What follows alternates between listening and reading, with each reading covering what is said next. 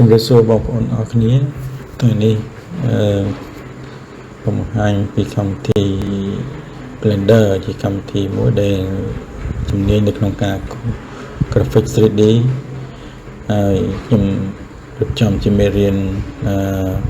តាមលំដាប់លំដោយសម្រាប់អ្នកដែលសិក្សាដំបូងអំពីកម្មវិធី Blender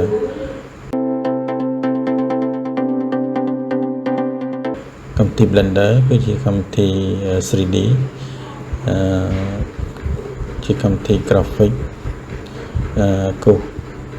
object ជាលក្ខណៈ 3D អាគារនិងវត្ថុផ្សេងៗទៀតរហូតដល់ទៅanimation ជា 3D បាទនិងមានកម្មវិធីជាច្រើនទៀតនៅក្នុង Blender នេះបាទយើងចង់ដឹងច្បាស់យើងសិក្សាកម្មវិធី Blender ហ្នឹងជាជំហានបាទចឹងដើម្បីកុំឲ្យខាតពេលយូរខ្ញុំសូមបង្ហាញពីមូលដ្ឋានគ្រឹះនិង interface របស់ Blender កើតដំបូងមាន dialog មួយមកតាម version បាទមាន dialog បែបនេះហើយមាន version ដាក់ខាងលើស្ដាំគឺ version 2.93.2 យើងក៏អាចឃើញ version នេះនៅខាងក្រោមនេះដែរបាទឥឡូវនេះកម្មវិធី version Blender ហ្នឹងដល់ 3 ចុចហើយប៉ុន្តែនៅក្នុងការសាកល្បងឃើញថាមានអ្នកជំនាញ expert ជាច្រើនខាងកម្មវិធីជា programmer ដែលគាត់ចាំ develop កម្មវិធី Blender open source នេះ free សម្រាប់អ្នកប្រើប្រាស់ជាទូទៅក៏ដូចជាអ្នកប្រើប្រាស់ commercial នៅក្នុងការងារអាជីវកម្មឬក៏មុខជំនួញផ្សេង extension ដែល extension ដូចជានៅក្នុងកម្មវិធីមួយចំនួនប៉ុន្តែនៅក្នុង Blender គេហៅថា add-on នេះគឺយើងអាច download អាច install មកប្រើប្រាស់បាននៅក្នុង Blender ហើយភ្ជាប់ជាមួយនឹងមាន textile texture pattern និង set មួយចំនួនបាទដែលអាចយើងយកមកប្រើប្រាស់ធ្វើជា background ឬក៏យើងដាក់ពណ៌ color ឲ្យ texture ជាផ្ទៃជាដំបូលជាជញ្ជាំងអាគារជាដើមបាទនិងជារូបភាពរូបវត្ថុធាតុជាច្រើនបាទដូចជាក្នុងផ្កានេះឃើញមានពណ៌ color នេះគឺយើងគេប្រើប្រាស់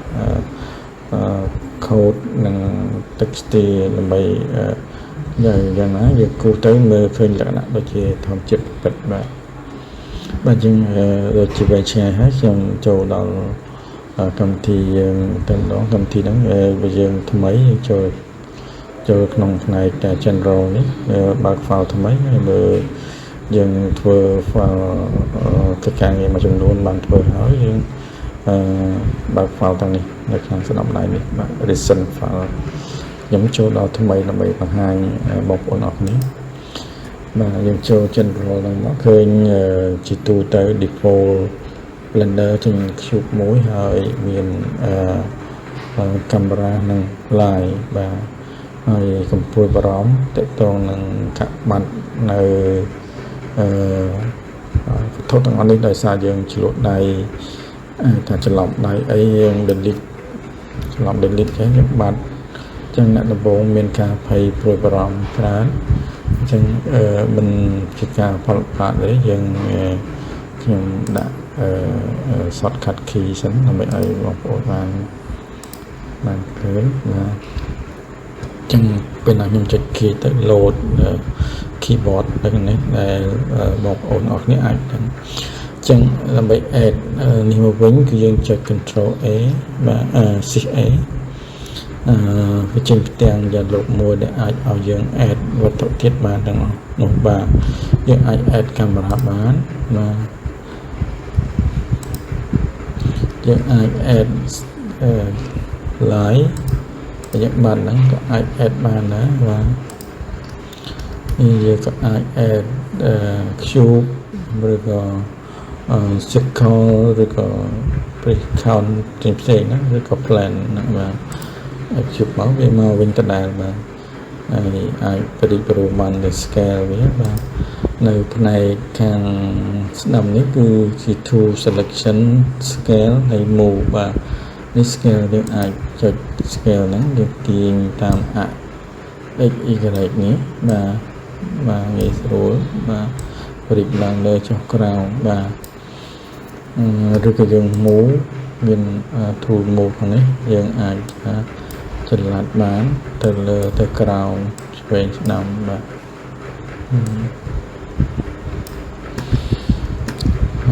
យើងអាច scale មិនហើយបាទនេះទៅ selection move rotate អាចយើង rotate បានបាទ rotate ឆ្វេងស្ដាំបាទយកបិទក្តារតិចយើង move ចេញតិចណាយើងនៅចាប់ដល់ដំបូងគឺប្រើ tool ទាំងនេះពេលណាយើង start ទៅហើយយើងប្រើ shortcut បាទចឹងអាច rotate តាមy x បាទនិង z បាទចឹងមានអ្នកងាយស្រួលច្រើននៅក្នុងកម្មវិធី Blender បាទហើយផ្នែកខាងលើនេះគឺយើងមាន menu bar 3សំខាន់ file គឺសម្រាប់បើកនិង import image ឬក៏ export ទៅវិញបាទយើងអាច save ការងាររបស់យើង edit tool menu edit នេះមាន tool សំខាន់កន្លែងនេះមួយគឺកន្លែង preference នេះអាចឲ្យយើង set ឬក៏យើង install កម្មវិធី add-on ដែលគេថា extension នៅក្នុង input នេះនៅក្នុង add-on នេះបាទ add-on នេះគឺយើងមានអាច install extension ឬក៏គេថា add-on ហើយយើងយកមកប្រើប្រាស់ភ្ជាប់ជាមួយនឹងកម្មវិធីងាយស្រួលដូចជានៅក្នុងនេះខ្ញុំបាន download plan ArcGIS នៅក្នុងអ៊ីនធឺណិតហើយខ្ញុំ install មកយើងអាចប្រើប្រាស់បានបើយើង click extension ទៅវាអញ្ចឹងនេះ ArcGIS បាទមាននៅក្នុងនេះបាទមានយើងអាច import set file ឬទៅជា reference ផ្សេងៗបានបាទជា slide បាទ grid បាទអញ្ចឹង develop កាន់តែ develop ច្រើនហើយ GS នៅក្នុង Blender នេះយើងអាចធ្វើជា 3D បានហើយ tool menu សំខាន់មួយទៀតគឺ render នេះអាច render ជា image ឬក៏ render ជា animation បាននៅក្នុងនេះ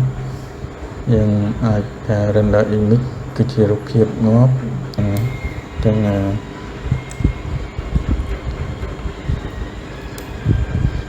អាចឲ្យបងប្អូនមើលតិចតទៅនឹងកាមេរ៉ានេះខ្ញុំ lock កាមេរ៉ាសិនហើយកាមេរ៉ានេះគឺបងប្អូនកំព្រួប្រងតាមខ្ញុំគ្រាន់តែ show អាចថាយើងយល់ដឹងហើយទៅកាន់ពេលតបបាទចឹងកាមេរ៉ានេះគឺ F0 នេះគឺបាទខ្ញុំទាញមកនេះដើម្បីខ្ញុំបង្ហាញពី render image បាទចឹងចូលទៅក្នុងកាមេរ៉ាហើយយើងអាចចុច render បានបាទ render នេះ render image មកបាទវាចេញផ្ទាំង cube ចឹងដោយសារយើងអត់ទាន់បានដាក់ color ពណ៌វាចឹងវាចេញពណ៌ខ្មៅបាទចឹងខ្ញុំប្រាប់ពី render នេះហើយយើងអាច render យើងធ្វើវីដេអូហើយ render animation នេះបាទដោយយើងមាន time frame ខាងក្រោមនេះបាទចឹង window របស់ Blender វាមាន2នេះវាអាចមានច្រើនតទៅទៀតដល់បងប្អូនខ្លះព្រួយបារម្ភបាត់ บัดจ้ะบัดយើងកំព្រួយបារម្ភលក្ខណៈងាយស្រួលយើងដាក់ cushion នៅខាងគៀននេះអាចទាញ window មកថ្មីបានបាទយើងអាចទាញ window ខាងក្រោមនេះក៏បានបាទតែជំនាញនេះ window ខាងក្រោមនេះអាច set 3D នេះហើយបាទចឹងយើងចង់បាត់មកវិញយើងដោយសារជាប់ពីយើងលាយចូលគ្នានេះមួយសិនហើយយើងដាក់នៅត្រង់កណ្ដាលនេះយើង join area យើងlàmផ្ញើពុននេះ join មកបាទមួយទៀតយើង join ទៀតនឹងចូលមកនេះ join មកខាងនេះក៏បានខាងនេះក៏បានបាទក្នុងវីដេអូហ្នឹងបាទចឹងយើងអាច play around បាទហើយខាងលើនេះកុំព្រួយបារម្ភនេះគឺជាសិលឹកការងារមួយចំនួនដែលយើងរៀនយូរទៅយើងសិក្សាយូរទៅនឹងបានដឹងពីសិលឹកការងារនីមួយៗបាទតាំងពីវាមាន script code ផ្សេង note ផ្សេងបាទនៅ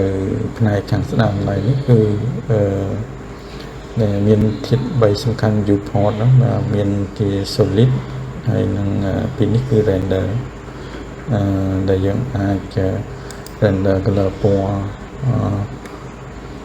ដើម្បីយើង export image ទៅឃើញមាន color ពណ៌ច្បាស់លាស់ហើយ panel ខាងស្ដាំដៃខាងលើនេះហៅថា collection ហើយនឹង object ដែលប្រៀបដូចជា layout ដូចជា layer មួយនៅក្នុងកម្មវិធី graphic design graphic drawing របស់ CorelDRAW ឬ Photoshop ផ្នែកខាងក្រោមគឺជា panel menu ដែលអនុញ្ញាតឲ្យយើងធ្វើកិច្ចការងារ modify object ផ្សេងៗបាទ object ហ្នឹងយើងមានpage ជាច្រើនដែលយើងអាច modify ការងារជាមួយនឹង tool នេះបាទគេហៅថា constraint នេះគឺយើងអាច modify object បានហើយយើងនឹងរៀនតទៀតមានrender បတ်ផលការងារយើងអាច render នៅក្នុង Blender render engine នេះមាន powerful ខ្លាំង EV គឺជា render ដែលមានភាពច្បាស់ល្អបានលឿនបាទប៉ុន្តែមាន render មួយទៀត render cycle ដែលប្រើប្រាស់សម្រាប់វត្ថុធាតុដែល transparency ដែលថ្លាពូ EV គឺ render វត្ថុដូចជាដែក material បាទ metal ឈើបាទនិងថ្មអាគារបាទពីយើង render EV មានភាពច្បាស់លាស់លឿនជាងអញ្ចឹងមានមុខតួនាទីផ្សេងគ្នាបាទមាន output property ដែលយើងអាចថាចង់បញ្ចប់ការងារយើងយក pixel និងយើង export ទៅនៅក្នុង folder ណាហើយបើជា animation ជាវីដេអូយើងនឹងកំណត់ថា time frame ពី start ចំណុចណាទៅបញ្ចប់ចំណុចណាបាទហើយចំនួន per second rate នៃវីដេអូយើង24 fps ដែលជាទូទៅប្រើបាទចំនួន30នេះគឺសម្រាប់ខាងបរទេស western ឬក៏អាមេរិកអីបាទ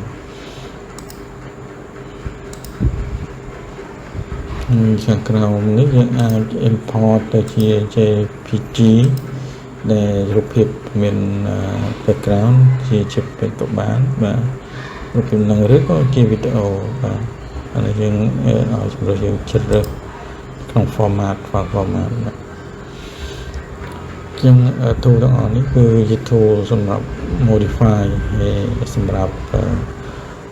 កំណត់ចិត្តលក្ខណៈនៃ object របស់យើងមួយបាទមួយវិញទៀតខ្ញុំចង់បង្ហាញអំពីការ set preference edit preference នេះគឺយើងមានកន្លែង key map នេះអាចបងប្អូនមានការកំណត់ជម្រើសយក left mouse click ឬក៏ right mouse click នេះមានលក្ខណៈផលប្រយោជន៍នៅពេលដែលយើង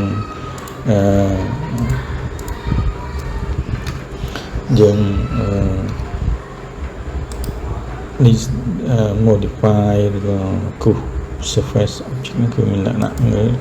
លឿនបាទដោយសារយើងគណៈយើងចុចយក right mouse click យើងអាចយកខាងឆ្វេងនេះយើងកំណត់cursor 3D នេះបានងាយស្រួលហើយយើងយក mouse ខាងស្ដាំនេះសម្រាប់ selection អាចគូសវាទាញបានស្រួលលឿនបាទហើយយើងយកខាងស្ដាំmouseខាងឆ្វេងនេះវិញគឺយើងពិបាកកំណត់ cursor នេះ cursor ហ្នឹងគឺរត់ cursor 3D នេះគឺរត់នៅចំកណ្ដាលយើងពិបាក add វត្ថុធាតុផ្សេងបាទចឹងវារត់នៅចំកណ្ដាលបាទចឹងចំពោះការគូសវាខ្ញុំទីទូទៅខ្ញុំយក right mouse click ហើយចំពោះ left mouse click នេះកាលណាយើងចប់ការគូសវាហ្នឹងយើង set មកឆ្វេងមកខាងឆ្វេងវិញក៏បានអត់មានបញ្ហាទេបាទអន្តរវា set ហើយនៅចុងខាងនេះយើងក្រោមនេះយើង save វាទៅ save reference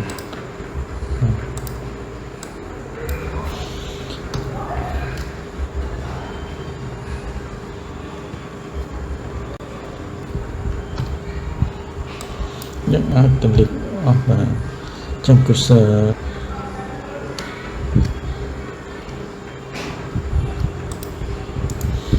បាទជាសិត cursor ចំកណ្ដាល